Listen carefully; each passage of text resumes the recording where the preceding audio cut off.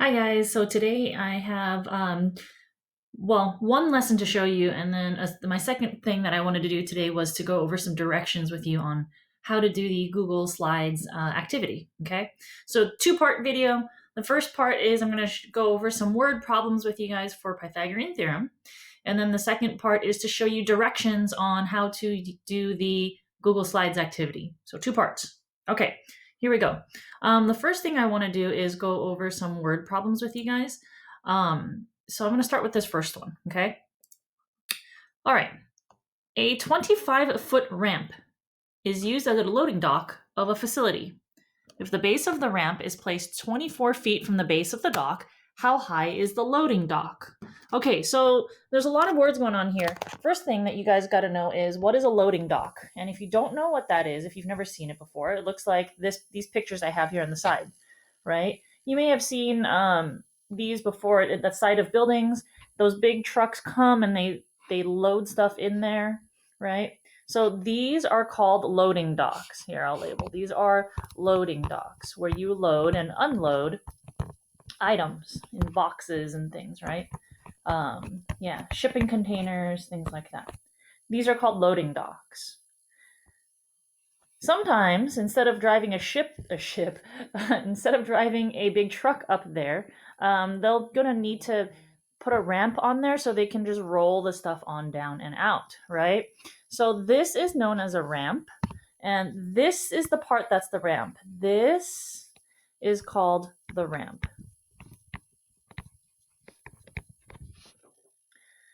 The dock, the loading dock is here. So if they ask you how high is the loading dock, right? This is how high is the loading dock. How high is the dock? So if they want to know how tall it is, that's what they're asking for. And then the last thing that they're going to talk about is this right here. See this distance? That is not the length of the ramp. This is actually the length of like where the floor is, but we know this as the base, okay? Because we're talking about the bottom. So in my problem earlier, and I'll go back to the words, they're saying that the base is located a certain distance away. So think of the base as the bottom. At the end of the day, look at what shape we just created. And I know it's kind of skewed, but this shape is a right triangle, which is why we're able to use Pythagorean theorem in these problems. So you know what? Let me take this shape and I'm just going to redraw it here. So we have a loading dock.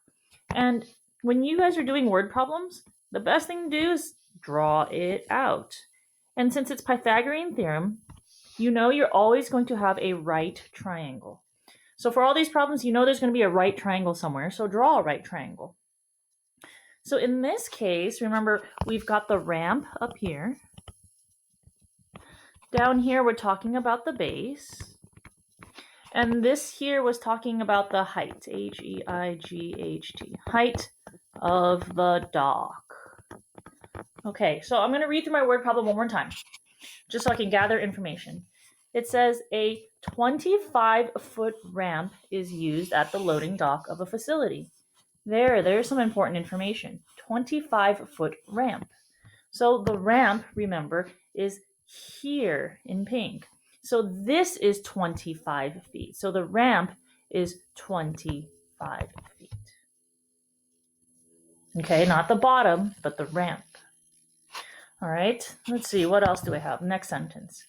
If the base of the ramp is placed 24 feet from the base of the dock. There's that word again, base, right? When I hear the word base in these word problems, what you're really thinking about is the bottom or the floor, right? A lot of times these are talking about the floor. So in this case, the 24 feet is here. This is 24 feet from one end to the other. That's the base. Okay, the ramp is 25 feet and the base is 24 feet. All right.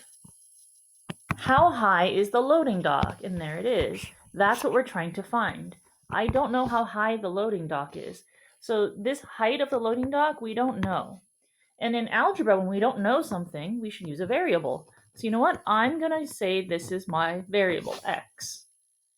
And there we go. We have enough for us to do our Pythagorean theorem, right? So I can go ahead and say a squared plus b squared is equal to c squared and plug things in. Let's see. A and b are the legs. In this case, x and 24. Those are your a and your b. So I'm going to plug that in. So I guess we'll call the x a. So I'm going to plug that in here. And b will be 24. So there are your legs. And remember the hypotenuse, that's the long side, the side opposite of the right angle, right? This is the hypotenuse. So that's 25. A squared plus b squared equals c squared. And then we continue to solve from there. All right, I'm going to grab a calculator just so I can do my calculations real quick. And here we go. All right, so 24 times 24 is, so I'm doing this off screen, obviously. 576. 25 times 25 is 625. And I'll bring down this x squared. All right, now I'm going to solve. Let's see, I'm going to have to subtract on both sides just so I can get x by itself. When I do that, x squared is equal to 49. Awesome. Oh, all right. And then I'm not quite done. I need to get x by itself, so we need to square, right? So we get rid of the square and the square root. Whatever I do to one side, I do to the other, and it looks like the square root of 49 is 7. What do you know? Nice whole number, okay? Wait, so let me read the question. The question at the top was, how high is the loading dock? It's 7. It's 7 feet. Looks like we're using feet. So there we go. My answer is that the height of the loading dock is 7 feet. It's pretty tall. Okay? All right, so there you go. All right, I'm going to move on to the next word problem, which is here. Again, I just want to show you guys how you should be drawing your pictures so that way you guys understand what's going on. It's really important that you're able to, read the word problem and figure out what's going on. And I know I hear a lot of students, they tell me all the time, Miss Lee, I'm not good at word problems. Practice makes perfect. And the more you practice it, you visualize, draw a picture, it really does help, okay? All right, a roofer. So we're talking about a house here. A roofer is a guy who goes on top of the house and he builds the roof, right? So if I had a roof here, he's the one that, he or she, they're the ones that go up and they build the roof. Maybe they fix it or repair it, or they place the roof on buildings, okay? So anyways, a roofer. That's what roof means, roofer. He leans a 20-foot ladder against a house. So a ladder, you guys know what a ladder looks like. Let's see, let's draw a ladder. Right, a ladder. Okay, and this ladder looks like it's 20 feet long from one side to the other. But he leans it against the house. So since this is my house, I'm going to lean it against my house. Let's see, let's draw a ladder. And he's leaning against the house. So there we go. This is 20 feet, by the way. So you know what? I'm going to go ahead and just label my picture. The ladder is 20 feet. Okay, next sentence. If the base, there's that word again, base of the ladder is 8 feet from the house, how high up does the ladder reach? Base, again, base, bottom, right? The floor. And it's 8 feet from the house. So since this is my house, the base of the ladder is 8 feet from there. So from here to here, this distance, this base, is 8 feet. Okay, cool. How high up does the ladder reach? In other words, how high up, right? Actually, right here, this picture, how high does this go? So from the floor to the top, how tall is this? So since I'm trying to find that, this will be my x that I'm trying to solve for. And there we go.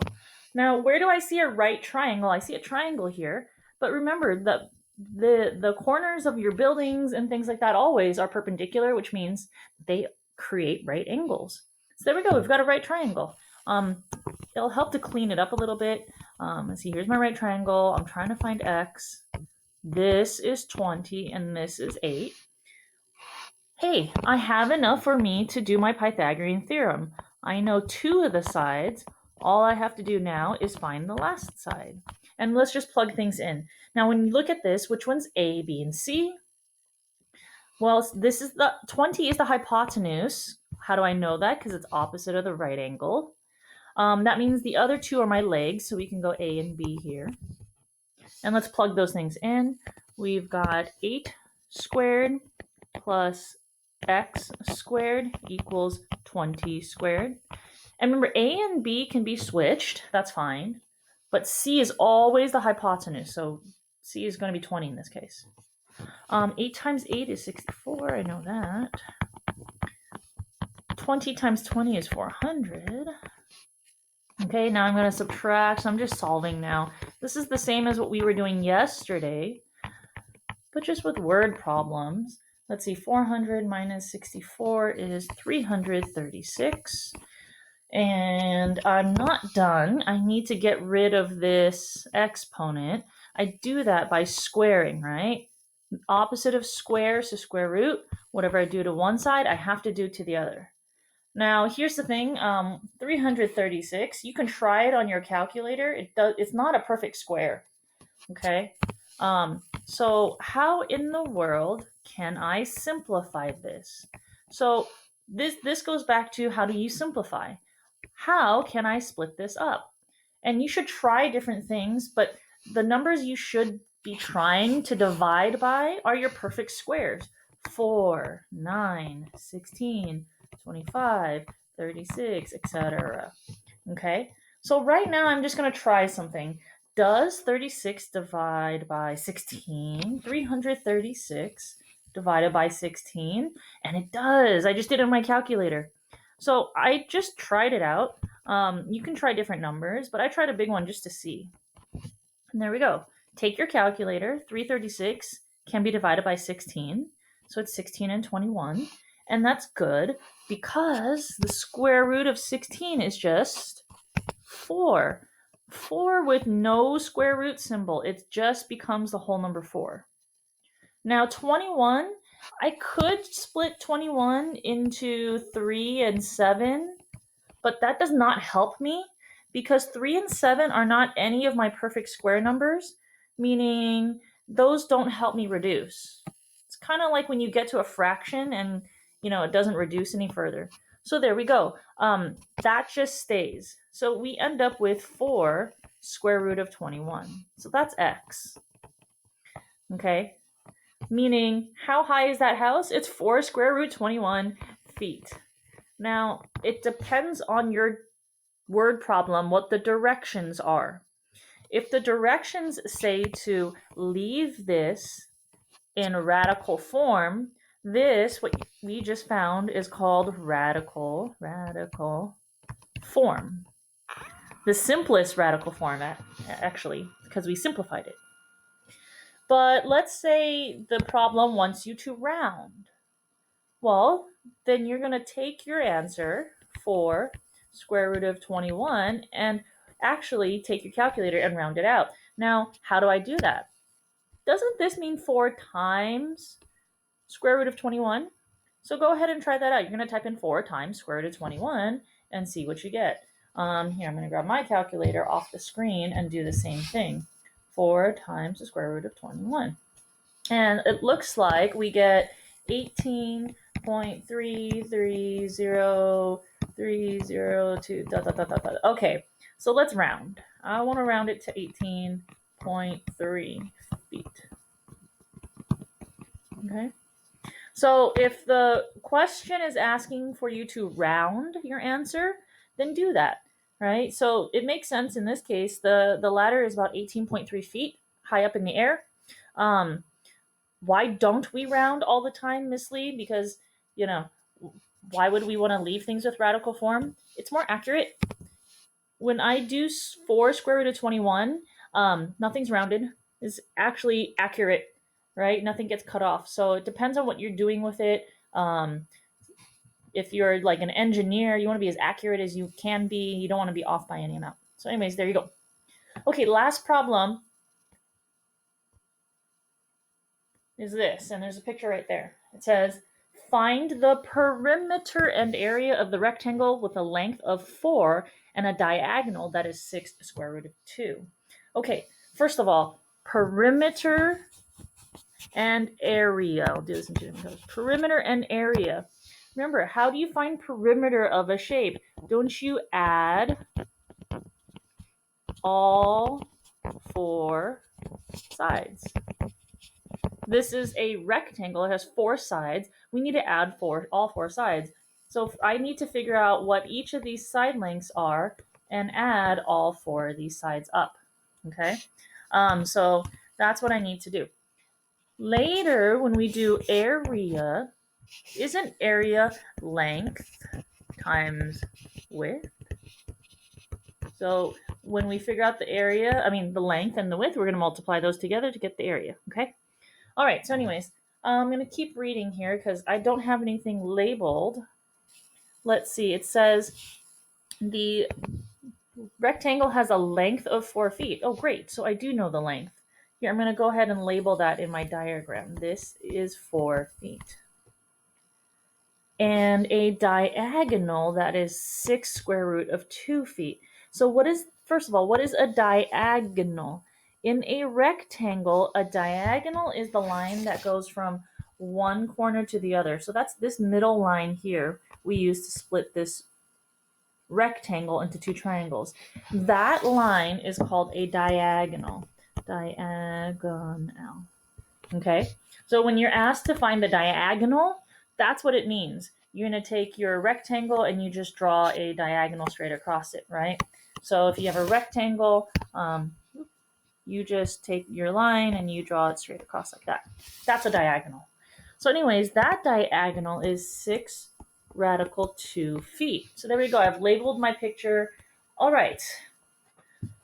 What don't I know about this rectangle? It looks like I have no idea what this side length is. Do I know the opposite side? Yes, I do. This is also 4. How do I know that? Because in a rectangle, opposite sides are the same. But the thing is, I don't know the top or the bottom. So that's what I'm going to call x, right? I don't know this length. This is the length I don't know. And the top is going to be the same. Hey, look, we've got a triangle. We've got a right triangle here. Do you see this? Okay, so I have enough information for me to do Pythagorean theorem. A squared plus b squared equals c squared. So in this problem, I need to find the width. Okay, so it just depends on each problem. Sometimes they ask you to find the length, the diagonal, whatever. Let's plug stuff in. The hypotenuse has to be 6 square root of 2. We're going to square this. A squared plus b squared equals c squared. And we'll use a and b as 4 and x. Right? A squared plus b squared equals c squared. Okay, let's go ahead and do our multiplication. 4 times 4 is 16. That's the easy one. I'm going to bring down x squared. And then this. Remember, square means to multiply it by itself. So what I'm doing is multiplying this by itself. So 6 radical 2 times 6 radical 2. Remember, when we multiply, outsides go together. So 6 times 6 is 36. And on the inside, we multiply insides together. 2 times 2 is 4. Hey, square root of 4. There's another perfect square. The square root of 4 just becomes 2 with no more square root, right? We've used up the square root sign. And then we'll just bring down 36. 36 times 2 is 72. Okay, so there we go. You know what? I'm going to run out of room. I'm going to make this a little smaller. Cool. Okay, so all of this, when I multiply all of this together, I get a 72 out of it. So I'm just going to bring down my equal sign and bring down the rest of this stuff that I haven't used yet. All right, so now I can go ahead and subtract 16 from both sides because I'm trying to solve for x. 72 minus 16 is 56. And then we square both sides because I need to get rid of this exponent. And there we go. Let's see, 56. X is I wonder if I can split up 56. You know what? Let's try dividing by 4. I'm going to take my calculator and see 56 divided by 4 happens to be 14. And there we go. Take a look at this. Another perfect square. So that is 2. I'm going to bring down the square root of 14, and I can't simplify anymore, so that's it. X is equal to 2 square root of 14. So I'm going to go ahead and write that in over there, right? In my rectangle, I now know that this side length is 2 square root of 14. Man, all that work, and I didn't even answer the question. Because remember, go back to the very beginning. The question's asking for the perimeter and the area. So I did all that work, and I now need to find the perimeter and the area. So first of all, perimeter. How do you find the perimeter? You need to add all the sides. So you're adding the length plus the width plus another length plus another width because there's all 4 sides. So we've got a length here, that's 4, another length, the width, and this top part here is also 2 square root of 4 because in a rectangle, opposite sides are the same. So let's add all those things together. My perimeter, right, perimeter is the length, so that's 4, plus 2 square root of 14 plus 4 plus another 2 square root of 14. Now, this we've learned how to add before, add radicals. You're adding like terms. So in this case, you're looking to combine like terms. I see here a 4 and a 4. These are whole numbers. So we're going to add those together. That's 8. And then the other like term that I see are these radicals. These radicals are the same because they both have the same square root of 14. So when we add that together, all we're doing is adding the front number, right? Think of it like this. It's like saying 2x plus 2x. Isn't that 4x? But it's not x, it's 4 radical 14. So 2 square root 14 plus 2 square root of 14 is 4 square root of 14, and there we go. That's my perimeter. Can I add that some more? No, not without rounding it, because those are not like terms. So all of that for the perimeter. We got part 1, check. Part 2, area. How do you find area? Area is length times width. So I'm going to take my length, which is 4, and we're going to multiply it by the width, which is this. And we know how to multiply outsides with outsides and insides with insides, and that's it. There's your area. Okay, will this come into play? Yes. In your Google Slides activity, there will be some of these types of problems, and these types of problems are kind of cool because when you guys move into some geometry in the future, or maybe you're just doing some arts and crafts, maybe you're doing some engineering, some architecture, maybe you're taking wood shop, right? You need to know how to do some of these things so you calculate the correct length and width of objects you're going to make. Anyways, your homework. You're going to go to Google Classroom. In your assignments or in your stream, you're going to see this assignment. It's called Pythagorean Theorem Google Slides Activity. When you open it up, there's this link here, right? By the way, it says directions. Whoops. There's directions here. You need to read the directions, but you're going to click on this link. So click, and it's going to open up a Google slide. Okay? When you open up this Google slide, look, there's directions. This is just a title page. But go to the next slide. So I'm going to click on this next slide here.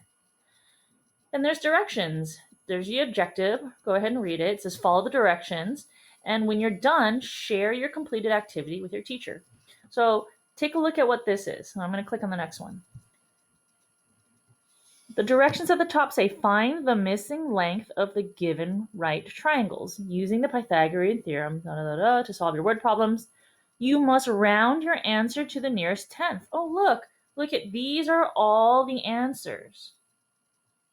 You are going to drag and drop the missing leg or hypotenuse to its appropriate blank. There will be leftover answers. So you're going to solve these problems, right? You're going to solve these problems, and look, some word problems here. And whatever your answer is, all you're going to do is click and drag. See, I think the answer is 6, or I did my work on a separate piece of paper, and I'm just going to click and drag my answers on over. Does that make sense? Okay. And look, there will be leftover answers. So there, you're going to do that for all the slides. You're going to do these problems, and then you're going to go to the next one, click. And look, same thing. This time, you're going to read the directions, right? And see how we have answers in radical format. So, right, I'm just going to click and drag. So you're going to show your work on a separate piece of paper, and you're going to click and drag your answers on over. And there's 3 of these slides, right? 1, 2, 3. So that's that, okay? All right, so pretend I did all this work. Okay, when you are done, you're going here to share. Do you guys see this share button? Okay, you're going to click on the share button. Click. And it's going to ask to share with somebody. Who do you think you're going to share it with?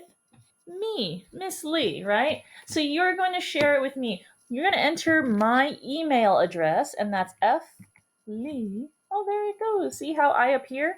Since you guys are using your Google Classroom accounts from Temple City, when you start typing in there, it should pop up my name. If it doesn't, that's fine. My email is flee@tcusd.net.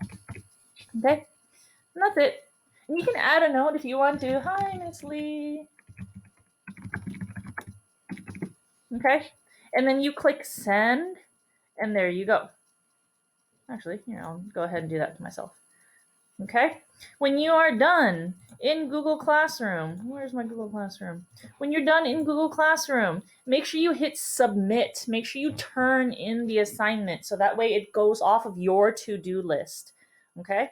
All right. Anyways, if you have any questions, please email me or come meet me on Zoom. Have a good day.